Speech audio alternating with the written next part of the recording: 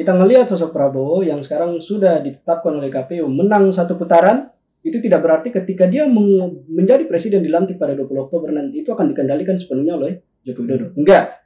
Karena sekarang seperti yang saya bilang tadi, itu ancang-ancangnya adalah pembentukan koalisi besar di DPR. Dan 7 dari 9 partai yang ruling party di DPR itu, di luar PDIP dan PKS, itu sudah mengambil ancang-ancang untuk kemudian masuk dalam koalisi besar tadi. Dan koalisi besar itu diusung Joko Widodo berada di atasnya, menjadi pemimpin dari koalisi besar tadi. Artinya apa? Posisinya secara politik lebih kuat dibandingkan dengan posisi-posisi ketua-ketua partai. Dan ketika koalisi besar itu terbentuk, maka secara tata negara dia merusak sistem check and balance kita. Karena eksekutif akan berkurang resistensinya di DPR. DPR akan berubah menjadi tukang stempel dari setiap keinginan-keinginan eksekutif. Dan setiap keinginan eksekutif itu didasarkan kepada kepentingan koalisi besar tadi. Yang di atasnya ada Joko Widodo. Tapi yang jadi pertanyaan, apakah seorang Prabowo yang ketika dilantik, dia memegang kendali mutlak atas seluruh infrastruktur politik, hukum, ekonomi, negara akan membiarkan dirinya dikendalikan oleh Joko Widodo? Tidak.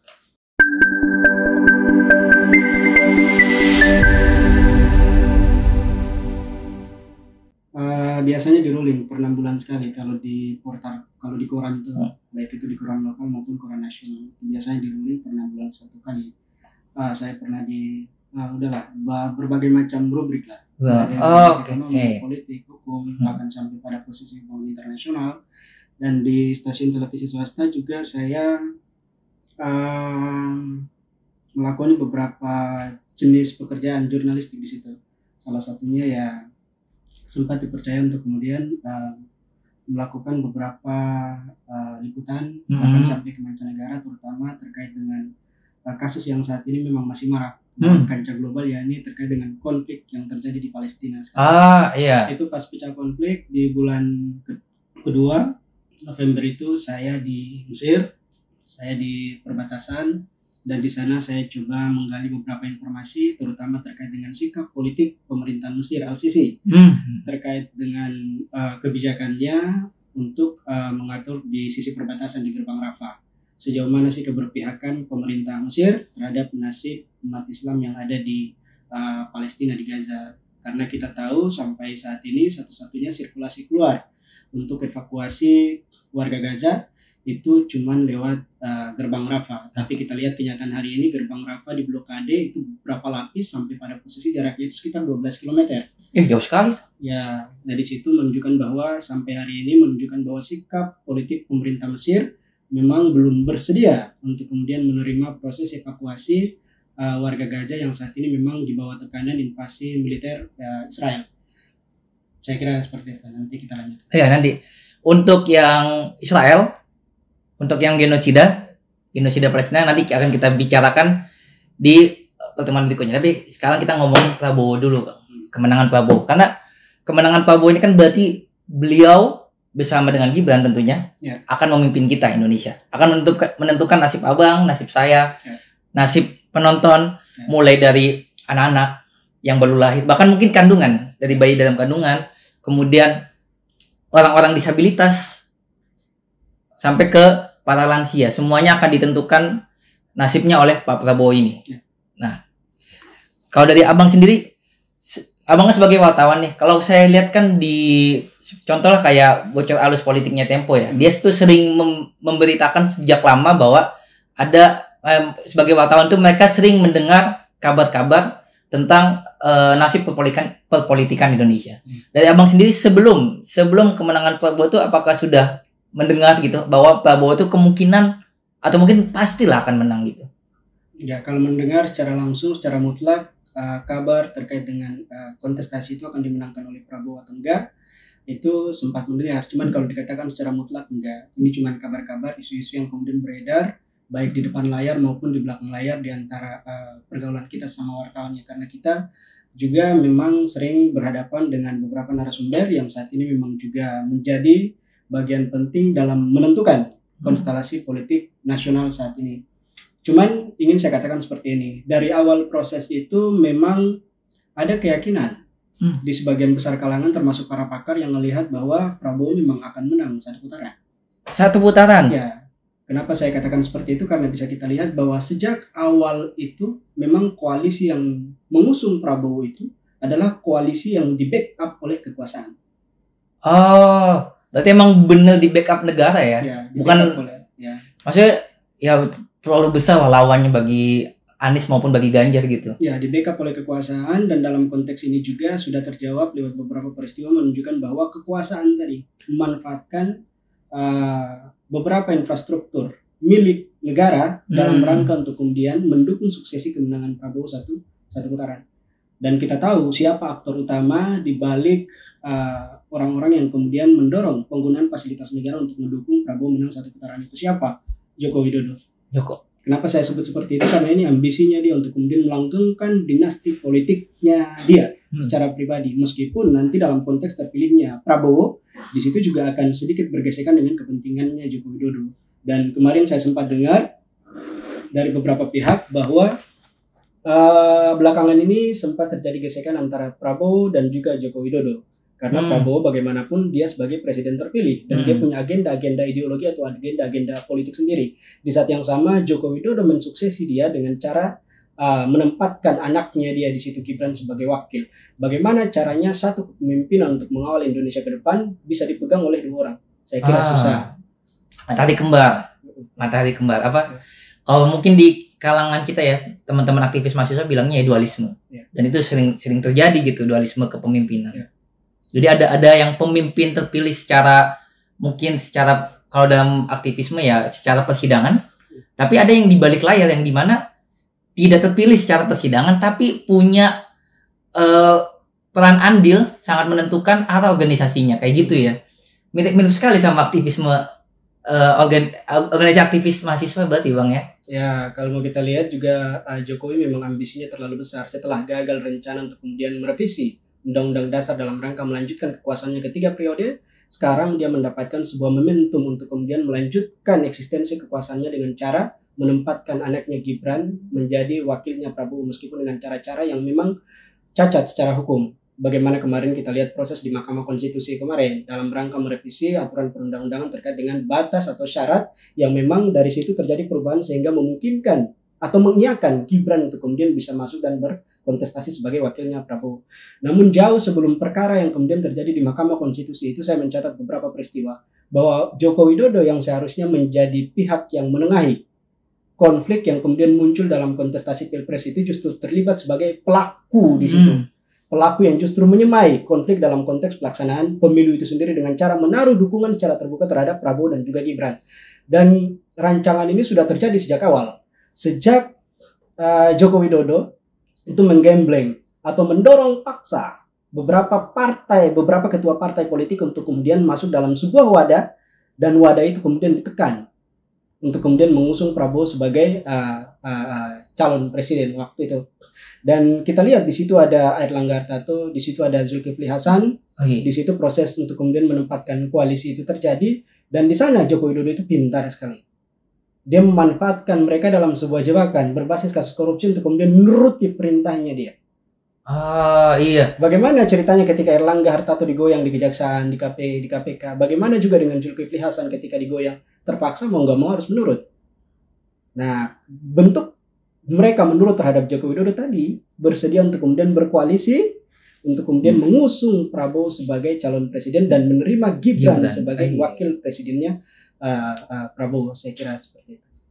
Iya, sebenarnya kalau ini di luar dari kecurangan atau mungkin bersih kotornya Pak Jokowi ya. Pak Jokowi itu emang perlu diakui sebagai orang yang paling ahli memenangkan kontestasi. Tidak pernah kalah dari wali kota Solo sampai sekarang pun memenangkan anaknya. Karena banyak yang bilang bahwa Pak Jokowi turut andil memenangkan anaknya, Gibran kan. Nah, dari awal naiknya itu sebenarnya gongnya atau mungkin momentum yang disadari oleh kita ya sebagai orang awam itu sebenarnya ketika Gibran bisa menjadi wakil presiden, calon wakil presiden. Nah, dari awal naiknya aja udah tidak wajar gitu. Apakah nanti mungkin pemerintahan ini, kalau menurut Abang ya, pemerintahan Pak Prabowo ini akan menjadi pemerintahan yang membaik gitu. Mungkin akan jauh dari prediksi orang di mana Pak Prabowo ini hanyalah sebagai kepanjangan tangan dari Pak Jokowi. Apa bisa kayak ke sana itu? Ya, kalau dikatakan apakah Prabowo akan menjadi proksi atau kepanjang tanganan dari Joko Widodo, karena Joko Widodo yang kemudian merekayasa sehingga dia bisa memenangkan kontestasi ini mulai dari awal dia disokong, itu koalisinya memang dibentuk oleh Joko Widodo, dan apakah hal itu memang layak menjadi dasar justifikasi untuk mengatakan bahwa Prabowo bakal menjadi proksinya Joko Widodo? Saya kira enggak juga. Karena sekarang tanda-tanda perpecahan itu udah mulai terlihat. Belum sebulan, Bang. Belum sebulan, tapi tanda-tanda perpecahan itu udah mulai terlihat. Eskalasi itu ditunjukkan lewat sikap Joko Widodo yang kemudian menempatkan Bahlil untuk memporak-porandakan Munas yang dilakukan oleh Golkar dengan tujuan untuk kemudian mengambil alih kepemimpinan Golkar di bawah kendali Joko Widodo. Bahkan sekarang pembicaranya bukan cuma Golkar doang, tapi membentuk sebuah koalisi besar untuk menjamin kendali DPR oleh pemerintahan Prabowo. Jadi semua partai itu dipaksa untuk kemudian bersatu untuk menjamin akses kendali politik kekuasaan oleh DPR agar kedepannya ketika Prabowo itu menjadi presiden, semua kebijakan-kebijakan politiknya yang ditelurkan oleh seluruh kementerian di bawahnya itu tidak mendapatkan resistensi dan penolakan berlebihan dari DPR. Koalisi besar di DPR itu paling enggak ya sekitar 9 partai itu semuanya mau diambil alih sama Prabowo. Nah, di sini yang memunculkan resistensi baru 2 partai menunjukkan penolakan itu. Yang pertama adalah PDIP dan yang kedua adalah PKS. Dan kita tahu bagaimana latar belakang PDIP dan PKS. Dua partai ini dua partai yang memang sudah teruji berdiri sebagai oposisi. Mereka rela berpuasa, gitu kan ya. Nah, ketika mereka nggak mau gabung dan sebagian besar partai itu melebur di bawah koalisinya kekuasaan pemerintahan, sekarang yang diusung adalah Joko Widodo menjadi ketua dari koalisi besar itu. Artinya posisinya Joko Widodo secara struktural di luar kepartaian, posisinya itu, kendalinya itu lebih tinggi dibandingkan ketua-ketua partai politik ini. Artinya apa dalam konteks ketatanegaraan nih? Ketika nanti DPR dipakai sebagai tukang stempel atas setiap keinginan-keinginan kekuasaan, keinginan kekuasaan itu tidak lepas dari kendali besar Joko Widodo. Bagi DPR itu kan bisa dibilang sebagai perwakilan masyarakat lah. Jadi ketika DPR setuju, pemerintah bisa aja bilang, oh ini kesepakatan bersama, jadi rakyat pasti senang gitu-gitu ya. Ya, dan semua keinginan-keinginan kekuasaan tadi ketika dibawa dan diparipurnakan di DPR, dan ketika DPR itu sudah terbentuk sebuah koalisi besar yang dikendalikan oleh Joko Widodo, maka nggak ada lagi daya tolak dari DPR untuk kemudian menolak keinginan-keinginan yang dikeluarkan oleh eksekutif di bawah kendali koalisi besar yang dikendalikan oleh Joko Widodo tadi. Tapi yang jadi pertanyaan seperti ini, apakah Prabowo akan membiarkan Joko Widodo mengendalikan koalisi besar yang akan nanti menentukan kebijakan politik untuk dimasukkan ke DPR dan diterima? Enggak. Karena Prabowo enggak seculun itu. Prabowo juga punya agenda politik tersendiri, apalagi dia seorang ketua partai yang sudah 4 kali mencalonkan diri dan lama sekali berkuasa dari ambisi kekuasaannya dia. Banyak hal-hal yang ingin dia lakukan tanpa harus diatur-atur oleh Joko Widodo. Ingat, 20 Oktober nanti ketika dilantik, Joko Widodo bukan lagi presiden. Pemegang utama atas kendali infrastruktur negara, mulai dari infrastruktur politik, infrastruktur hukum, infrastruktur ekonomi, mutlak sepenuhnya berada di bawah kendali Prabowo sebagai presiden. Apakah dengan kekuasaan yang super seperti ini, dia akan membiarkan dirinya dikendalikan oleh Joko Widodo? Bisa jadi. Statusnya Gibran nanti yang menjadi kepanjang tanganan dari masuknya sirkulasi kepentingan Joko Widodo itu dimakzulkan secara teratur oleh Prabowo, seperti kasusnya Ma'ruf Amin ketika dimakzulkan secara teratur oleh Joko Widodo. Dimakzulkan maksudnya berarti nggak dikasih peran gitu ya? Dikasih peran. Iya, kayak dikasih peran yang strategis. Kayak Pak Amin sekarang sih. Pak Ma'ruf Amin sekarang statusnya seperti apa? Seperti boneka, seperti bunga. Nggak terlibat dalam kebijakan-kebijakan strategis negara. Kita kembali lagi ke sosok Prabowo, siapa sih dia? Nah itu sebenarnya saya juga agak masih ada anggapan di dalam diri saya bahwa Pak Prabowo itu kemungkinan mungkin bisa jadi bermanuver. Apalagi kan beliau tuh lulusan Kopassus yang ngerti lah cara berintelijen gitu. Masa mau mentah-mentah menuruti Jokowi? Enggak bakal. Karena dari sisi kekuasaan, Prabowo presiden, Jokowi bukan siapa-siapa. Seperti kasus pengkhianatannya Joko Widodo terhadap Megawati. Megawati ketua partai, yang dia pimpin adalah ruling party. Parti yang berkuasa, yang memiliki infrastruktur politik hukum paling kuat di DPR. yang mengusung dia sampai dia bisa jadi presiden. Tapi apa yang dilakukan oleh Joko Widodo terhadap Megawati? Megawati dikhianati kok. Joko Widodo di akhir kekuasaannya malah bertindak sebagai politisi yang menjungkir balikan dan menutup jalan PDIP untuk kemudian berkuasa di periode ketiga. Sekarang yang berkuasa siapa? Yang berkuasa adalah orang yang digagas oleh Joko Widodo. Artinya apa? Secara hukum dan secara kekuatan politik, gitu kan? Joko Widodo sama statusnya seperti Megawati. Sama-sama mengusung calon presiden, tapi pada akhirnya mereka nggak punya kekuatan untuk kemudian mengendalikan presiden yang kemudian mereka usung sehingga terpilih tadi. Nah, kelemahan yang sama juga dimiliki oleh Joko Widodo sekarang. Bagaimana ceritanya kalau Prabowo jadi presiden? Joko Widodo punya kemampuan politik dan hukum apa untuk mengendalikan Prabowo? Iya, apalagi dia nggak punya partai. Untuk sekarang ya, untuk sekarang dia nggak punya partai. Dan Golkar sendiri kayaknya masih kuat deh untuk Pak Erlangga tuh. Nggak bisa sama sekali. Makanya dari catatan itu sesungguhnya menunjukkan bahwa kemungkinan ke depannya saya seperti Direktur Nike Asia. Saya sependapat dengan dia bahwa sekarang mulai terlihat ada gejolak gesekan yang terjadi antara Prabowo dan juga Joko Widodo karena Prabowo juga tidak mau dikendalikan sepenuhnya ketika dia menjadi seorang presiden. Kebijakan-kebijakan itu harus dibawa kendali Joko Widodo sepenuhnya. Enggak, meskipun Joko Widodo udah menaruh Gibran sebagai wakilnya Prabowo di situ. Prabowo pasti punya banyak agenda-agenda tersendiri yang ingin dia realisasikan tanpa harus dikendalikan oleh Joko Widodo. Tapi paling nggak dari sana, kalau kita lihat janji-janji kampanyenya Prabowo, keberlanjutan. Ya, keberlanjutan dari program kerjanya Joko Widodo. Iya. Nah, di situ yang kita lihat, kalau memang dia melanjutkan pola kepemimpinan Joko Widodo, kebijakan-kebijakan politik Joko Widodo, orientasinya pada sisi politik misalnya otoriter, pada sisi ekonomi liberal, pada sisi hukum, lembaga-lembaga tinggi hukum di bawah kendali pemerintah. Karena mereka yang bakal mengevaluasi regulasi yang dikeluarkan oleh DPR dan regulasi yang dieksekusikan oleh presiden. Nah, mau nggak mau lembaga-lembaga hukum ini yang bertindak sebagai lembaga evaluasi ini juga harus dikendalikan. Seperti apa yang dilakukan oleh Joko Widodo sekarang. Ya, kalau Jokowi kan untuk MK dia punya ipar. Prabowo apakah ada orang dekatnya di MK mungkin atau di MA gitu? Enggak, kita nggak bicara pada posisi MK dan pada posisi orang-orang yang kemudian bisa dikendalikan di MK dan MA. Karena kekuasaan sebagai seorang presiden itu memungkinkan siapa saja presidennya, tidak peduli ada orangnya di MK atau tidak, semua orang-orang yang ada dalam Mahkamah Konstitusi itu bisa dikendalikan oleh presiden. Seperti yang dilakukan oleh Jokowi.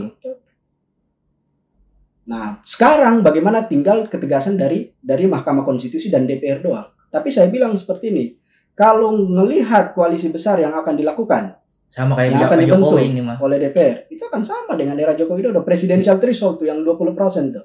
Iya, 20%. Itu mensyaratkan adanya pembengkakan koalisi. Ketika pembengkakan koalisi itu terjadi, secara tata negara dia merusak sistem check and balance.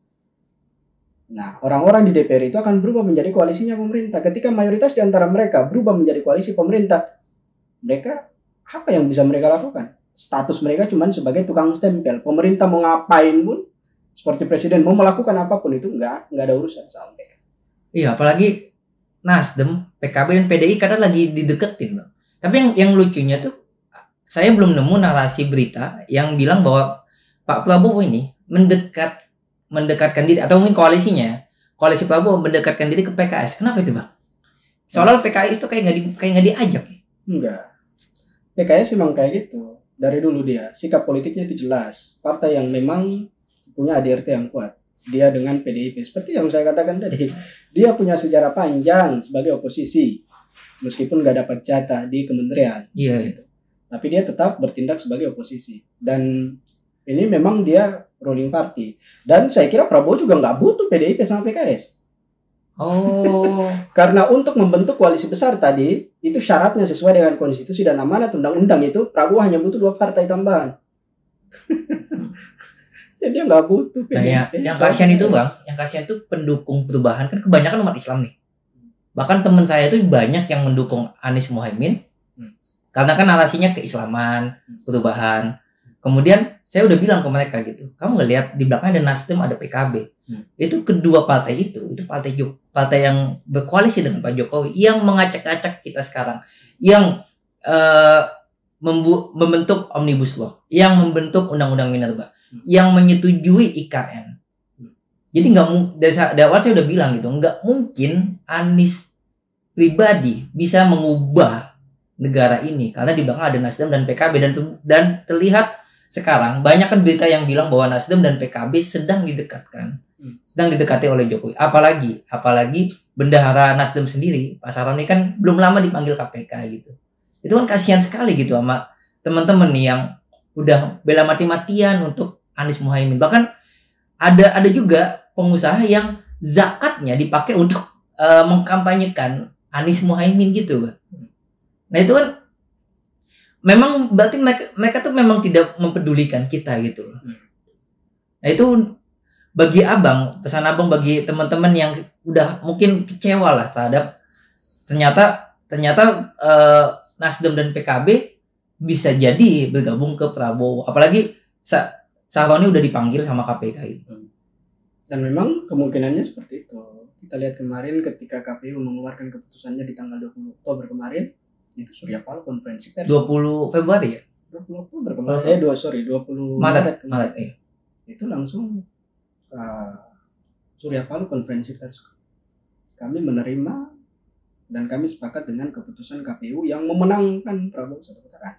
Meskipun di lain sisi ada sedikit lipstick. Lipsticknya apa? Mengarahkan Anies dan juga kubu Ganjar. Itu juga sudah terjadi negosiasi di belakang. Kita nggak usah muna dah, kita fair aja kalau ngomong. Itu untuk kemudian berproses di Mahkamah Konstitusi, gitu kan? Dan saya kira proses di Mahkamah Konstitusi itu adalah sesuatu yang memang buang-buang energi politik kita, dan rakyat nggak usah lagi mau dibohongi untuk yang kedua kali, karena proses yang terjadi di Mahkamah Konstitusi itu cuma sekedar lipstick untuk memberitahukan ke masyarakat bahwa semangat perubahan, semangat perlawanan atas rezim yang diktator itu masih hidup, ditunjukkan lewat gugatannya Anies dan juga Ganjar ke Mahkamah Konstitusi. Tapi apa yang terjadi? Tapi apa yang dilakukan oleh ketua partai yang kemudian menyokong mereka? Surya Paloh menerima kok dan siap menyatakan siap untuk kemudian berkoalisi dengan Prabowo. Bahkan beberapa kali terjadi pertemuan itu.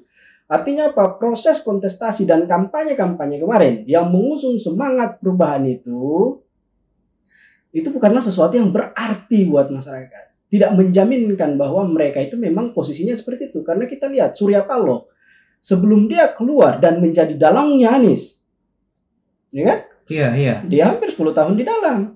Iya, bahkan Nasdem itu parpol pertama yang dukung Jokowi. Dia orang 2014 tuh. 2013 tuh. Dia hampir 10 tahun di dalam. Dan ketika masyarakat mencaci maki Luhut Binsar Panjaitan, Bahlil dan juga Erick Thohir yang selama ini memanfaatkan kuasa jabatannya untuk melanggengkan eksistensi kepentingan bisnis pribadi, harusnya Surya Paloh juga dong. Karena Surya Paloh kan bersama mereka, bareng mereka. Selama 10 tahun terakhir di kekuasaan. Tapi begitu dia keluar, Muhaimin Iskandar keluar, orang lupa siapa Surya Paloh. Karena siapa yang dia sokong? Yang dia sokong adalah Anies dengan narasi perubahan. Orang lupa siapa Cak Imin. Cak Imin itu pasien rawat jalannya KPK. Maksudnya apa tuh, Bang? kasus Kardus Duren kan? Kasusnya belum selesai. Dia itu pasien rawat jalannya KPK. Dan Surya Paloh adalah seorang kutu loncat yang juga terlibat dengan Luhut Binsar Panjaitan, dengan Erick Thohir, dengan Bahlil yang selama ini memang menyusun kebijakan politik di tingkat eksekutif nasional yang kita lihat bagaimana hasilnya eksesnya. Merugikan masyarakat. Ya kalau kayak gini nasibnya kan mending mereka sweet aja, nggak usah ada pemilu. 17T kan anggaran pemilu, mending buat yang lain gitu. Nggak bisa kayak gitu. Karena itu perintah konstitusi. Nggak bisa main sweet-sweetan.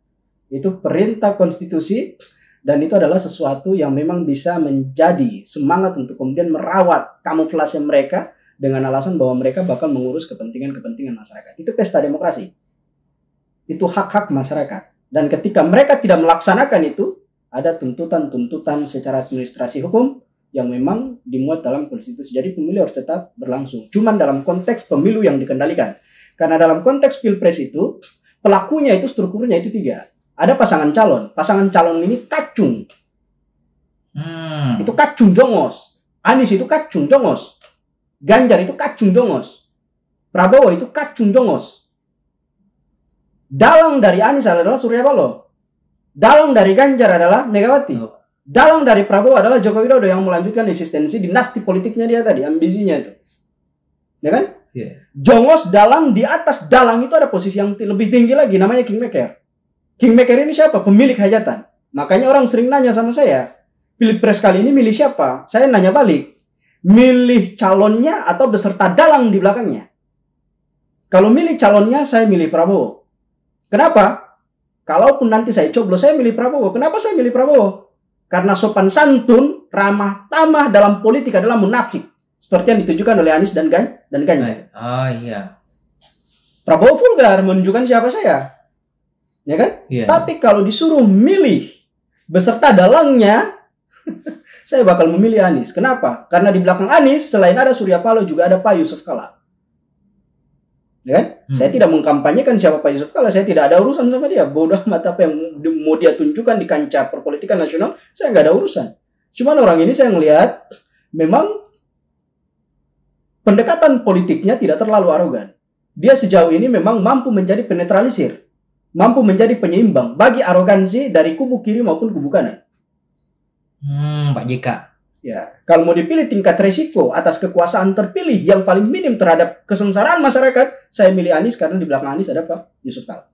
Dan sorry itu saya nggak ada urusan sama dia. Sebenarnya kalau kita lihat sebenarnya kan, kalau kita pribadi ya dari Gema Pembebasan ini sudah melihat tidak akan ada perubahan apapun, tidak akan ada karena dalangnya ini kan demokrasi. Nah, dengan lagi-lagi umat terkhianati oleh demokrasi. 2019 bela-bela Prabowo masuk koalisi. Sekarang 2024 bela-bela Anies, baru pengumuman pemenangan oleh KPU, belum pelantikan, Nasdem dan PKB sudah mulai menunjukkan tanda-tanda akan mendekatkan diri kepada kekuasaan gitu.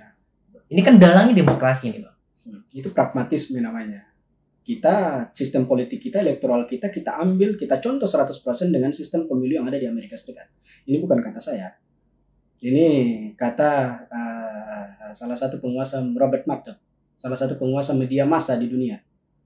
Ya kan? Dan Robert Murdoch itu menyatakan bahwa sistem elektoral pemilu di Indonesia itu memang mencontoh sistem pemilu yang ada di Amerika Serikat.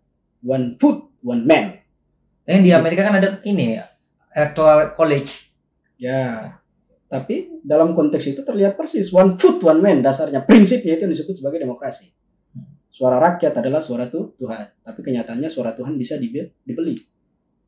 Nah, kalau menurut Abang sendiri, apakah ini karena kita berdemokrasi sehingga tidak akan ada perubahan? Bisa jadi seperti itu, karena tadi saya bilang kan, yang terjadi di Amerika Serikat adalah demokrasi liberal. Salah satu prinsip dari demokrasi, salah satu tujuan dari pelaksanaan demokrasi liberal adalah kontestasi pemilu pelaksanaan. Dan kontestasi pemilunya kita ambil dari sana. Tadi dasarnya one foot one man. One foot one man one person. Ya kan? Suaranya berbasis pada suara rakyat kan. Setiap suara rakyat yang memilih satu orang itu dihitung.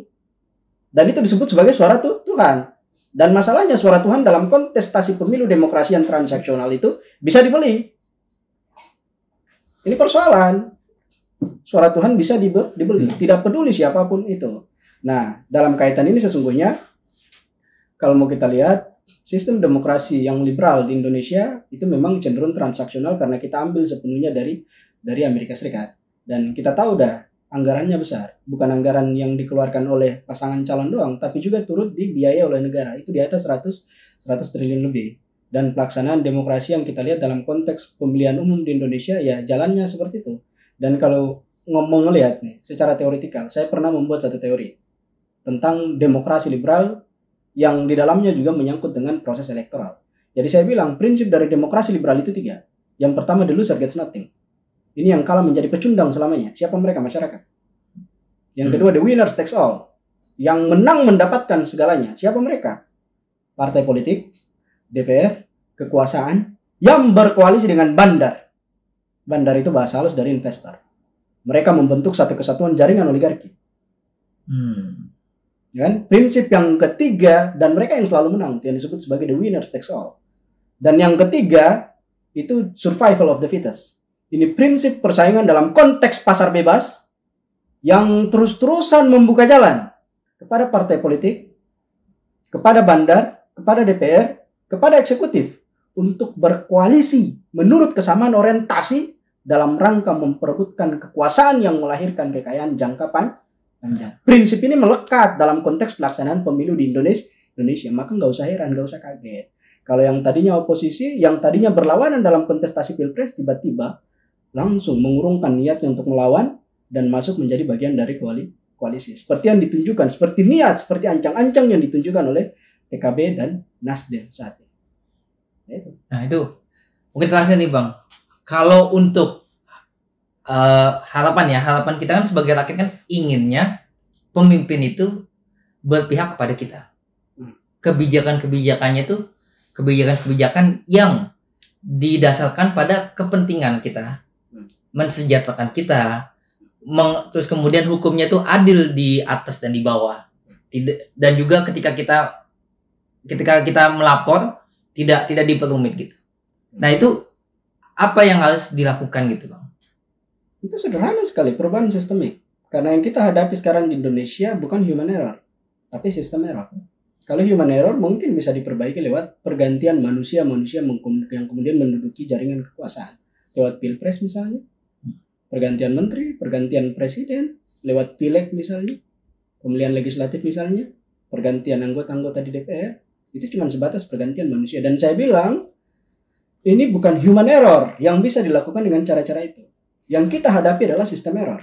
Misalnya saya kasih contoh seperti ini. Seringkali orang diskusi sama saya di beberapa forum, orang menyatakan bahwa permasalahan-permasalahan ekonomi seperti ini disebabkan karena perilaku DPR yang tidak mampu berinovasi secara mandiri untuk kemudian melahirkan regulasi yang basisnya adalah public services, melayani masyarakat. Kenapa? Karena mereka tersandra dengan pola-pola liberal tadi. Mereka tersandra dengan pola-pola liberal tadi, pola-pola liberal yang oportunis tadi, memanfaatkan kuasa jabatannya mereka untuk memenuhi ambisi-ambisi pribadi.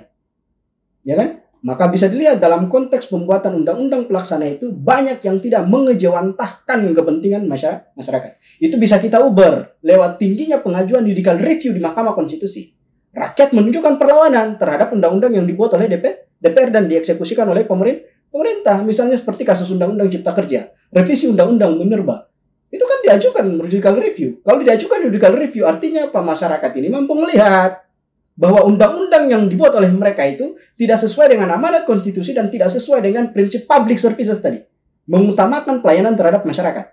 Makanya dari situ banyak orang yang bilang kepada saya, DPR ini memang harus dirubah cara berpikirnya. Kita nggak boleh lagi berpikir tentang ketahanan. Jadi cara berpikir tentang ketahanan itu harus dirubah menjadi cara berpikir yang basisnya adalah pola kedaulatan. Jadi kalau ketahanan, kita bicaranya misalnya dalam konteks pangan. Itu hanya cukup dan tidak cukupnya pasokan pangan. Dalam konteks energi misalnya yang hari ini kita impor habis-habisan, di situ kita bertindak sebagai negara yang net importer oil. Itu kita hanya berbicara pada tataran cukup dan tidak cukup. Tapi kalau nggak ada posisi kedaulatan di situ, kita nggak pernah berpikir cukup dan tidak cukupnya ini siapa yang kemudian harus mendominasi dalam konteks penyediaannya. Kalau negara lewat BUMN, gitu kan? Prinsip pelayanan kepada masyarakat itu basisnya adalah fungsi sosial, bukan komersil. Produk-produk yang berkaitan dengan hajat hidup orang banyak, misalnya seperti energi pangan, itu ketika dijual ke masyarakat, harga pasarnya itu tingkat fluktuasinya disesuaikan dengan pendapatan masyarakat. Bahkan pemerintah diwajibkan untuk kemudian memberikan subsidi. Tapi kenyataan hari ini misalnya dalam konteks energi, ya kan? Karena kita impor, datangkan minyak impor dari luar, dari MOPS misalnya, dari New York Mercantile Exchange misalnya, dari West Texas Intermediate, dan minyak mentah itu kita dapat juga dari sebagian dari Timur Tengah OPEC. Ketika dibawa masuk ke Indonesia, itu pemerintah tidak menjual dengan memperhatikan daya beli masyarakat. Tapi pemerintah menjualnya dengan mengikuti pergerakan harga global. Itu bisa kita buka dalam peraturan Mensesdem nomor 11 tahun 2022 tentang penentuan end user price. Bahwa harga minyak yang dijual ke masyarakat Indonesia itu ditentukan berdasarkan sistem penentuan harga di MOPS, Singapura, di New York Mercantile Exchange, Amerika Serikat, dan di West Texas Intermediate, Amerika Serikat, yang diukur berdasarkan tingkat pendapatan mereka per tahun itu. Kalau Amerika Serikat itu 59.000 US dollar. Masyarakat Indonesia cuma 4,9 ribu US dollar per tahun. Mana ceritanya? Makanya saya bilang ini sistem penentuan harga yang cenderung memiskinkan masyarakat. Tidak ada prinsip keadilan di situ. Tidak ada prinsip sosial di situ. Kenapa? Karena pada posisi produksi dan SPBU yang ada di Indonesia itu didominasi oleh swasta. Dan pemerintah menerapkan mekanisme pasar di situ. Undang-undang ini dilawan. Mulai dari era Undang-Undang Nomor 22 Tahun 2001 tentang migas itu. Dilahirkan oleh DPR, dilawan oleh masyarakat, dibawa ke Mahkamah Konstitusi, judicial review. Tapi pemerintah nggak putus asa. Mengikuti tekanan-tekanan global tadi. Malah keluar lagi Undang-Undang 30 Tahun 2007. Nah, di situ tentang sistem penentuan harga bisa dibuka di pasal 13-nya, ayat 1, 2, dan 3-nya. Nah, itu masalah. Artinya apa? Mereka melihat, para pakar itu melihat bahwa Indonesia sudah terlalu jauh masuk dalam integrasi sistem perekonomian pasar bebas yang dipraktekkan oleh DPR dan juga pemerintah yang memang orientasinya liberal. Maka mereka menyatakan sudah saatnya bagi kita untuk kemudian kembali ke Undang-Undang Dasar 2002. Undang-Undang Dasar 2002 sering saya tanya, balik ke pasal berapa? Undang-Undang Dasar itu yang mengatur tentang perekonomian itu ada di bab 14. Bab 14 itu terdiri dari 2 pasal. Pasal 33 dan 34. 2 pasal ini secara kumulatif terdiri dari 9 ayat. Ya kan? Dan kalau bicara tentang prinsip dasar ngebangun orientasi atau sudut pandang tentang politik ekonomi kita, adanya di pasal 33. Ya kan? Tapi ketika kita buka pasal 33 ayat 1, di situ prinsip ekonominya adalah sosialis, komunis. Sosialis komunis kita? Ya. Secara undang-undang? Secara undang-undang dasar. Mari kita beraju tafsiran. Silakan tanya kepada Prof. Mahfud MD. Silakan tanya kepada Prof. Jimli Asidiki. Saya seringkali dalam beberapa kesempatan saya mendiskusikan ini bersama mereka. Dan coba kita buka dalam pasal 4. Di situ demokrasi ekonomi kapitalis. Bagaimana ceritanya? Nyampurin. Iya. Bagaimana ceritanya? Undang-undang dasar yang menjadi prinsip filosofis untuk membentuk sudut pandang politik kita tentang membangun perekonomian. Di situ bercokol 2 ideologi. Yang jadi persoalan, ideologi Indonesia di mana? Pancasila itu? Mana Pancasila? Pancasila nggak diterapkan di situ. Dan kalau ada orang yang masih menganggap bahwa Pancasila itu ideologi, itu kecacatan berpikir yang amat sangat. Ya kan? Semua konstitusi yang ada di Indonesia, di dunia ini, menjelaskan tentang ideologinya mereka secara letterlex. Tapi konstitusi Indonesia, ya kan? Ketika kita membaca itu dengan alat yang bernama tata negara, tidak pernah menyebut dan mendaulat Pancasila itu sebagai ideologi. Tujuan bernegara di Indonesia ketika kita buka konstitusi kata di pembukaan itu di alinea keempat. Itu welfare state, negara kesejahteraan. Itulah ideologi kita. Bagaimana caranya kebijakan-kebijakan politik yang mengendalikan berjalannya roda pemerintahan itu, tujuannya adalah untuk menjamin berdirinya welfare state tadi. Pemenuhan kesejahteraan masyarakat. Nanti dalam batang tubuhnya diterjemahkan. Kesejahteraan masyarakat dalam bidang ekonomi misalnya. Saya taruh tadi mereka taruh tadi pada posisi bab 14 tadi. Yang terdiri dari 2 pasal.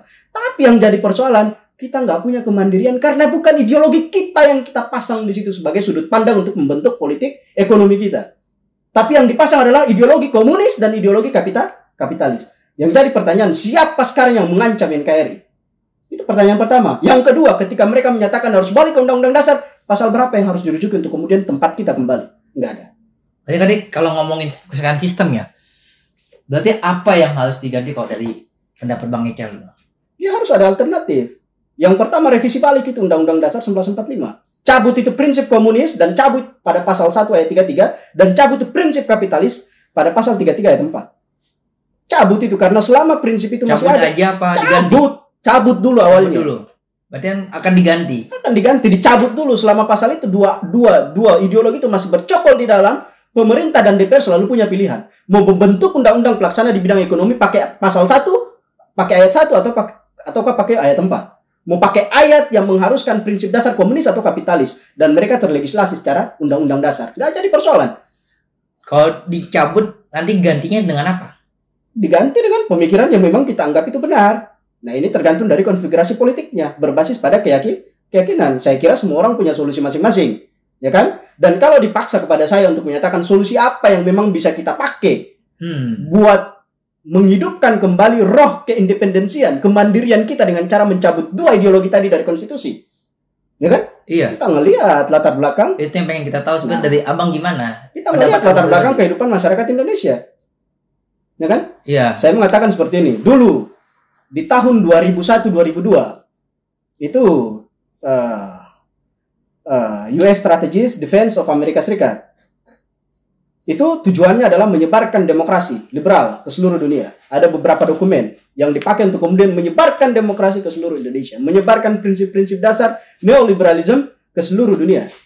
Tapi pada akhirnya hal itu dikoreksi oleh Barack Obama ketika dia berpidato di Universitas Al-Azhar pada September 2009. Al-Azhar Mesir. Dia menyatakan bahwa prinsip dasar demokrasi itu tidak cocok atau tidak kompatibel dengan semua peradaban yang ada di dunia ini. Makanya tidak boleh disamaratakan bahwa prinsip dasar demokrasi liberal yang dibuat oleh US Strategic Defense tadi itu tidak serta-merta bisa disebarkan untuk lembaga pemerintah, Bang. Bukan, itu lembaga think-tanknya Amerika Serikat.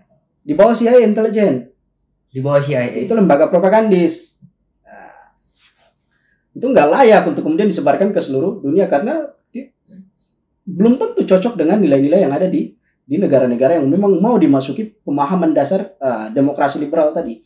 Mari kita balik ke Indonesia, mayoritasnya masyarakatnya Muslim. 83-84% Muslim. Harusnya kita menerapkan sebuah nilai dasar dalam konstitusi itu yang sejalan dengan kepentingannya mereka. Bukan yang sejalan dengan cara berpikir Barat. Kalau sejalan dengan cara berpikir Barat, ini dia merusak tatanan peradaban. Dia merusak tatanan nilai. Di situ akan muncul resistensi, perlawanan dari masyarakat yang ada di Indonesia. Dan saya kira semua orang Islam di Indonesia itu yakin, bahkan di dunia satu-satunya tempat pulang yang paling baik adalah Islam, adalah agama. Nah, mau nggak mau mestinya diganti dengan Islam. Ya. Oke. Jadi gitu ya. Itu dari pendapat dari Bang Ecal. Mungkin kita udah 42 menit juga ya, nggak kerasa juga. Jadi dari pendapat dari Bang Ecal adalah kesalahannya yang terjadi dari pengkhianatan yang selalu kita rasakan itu karena sistem bernegara kita justru malah mengandung sosialisme komunisme dan juga liberalisme kapitalisme, sehingga bernegara kita menjadi bernegara yang tidak akan mencapai pada suatu idealisme atau mungkin suatu negara ideal, suatu kedaulatan yang ideal, dan itu mestinya diganti dengan bernegara ala Islam.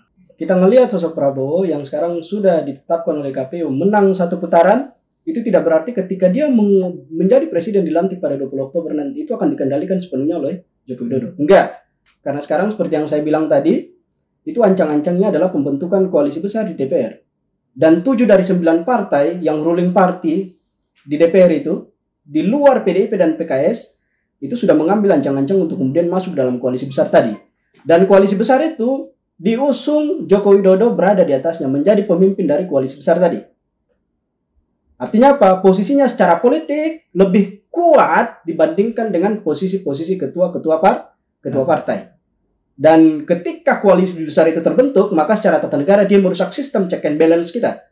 Karena eksekutif akan berkurang resistensinya di DPR. DPR akan berubah menjadi tukang stempel dari setiap keinginan-keinginan eksekutif.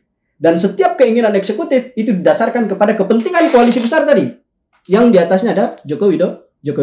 Tapi yang jadi pertanyaan, apakah seorang Prabowo yang ketika dilantik dia memegang kendali mutlak atas seluruh infrastruktur politik, hukum, ekonomi negara akan membiarkan dirinya dikendalikan oleh Joko Widodo? Tidak.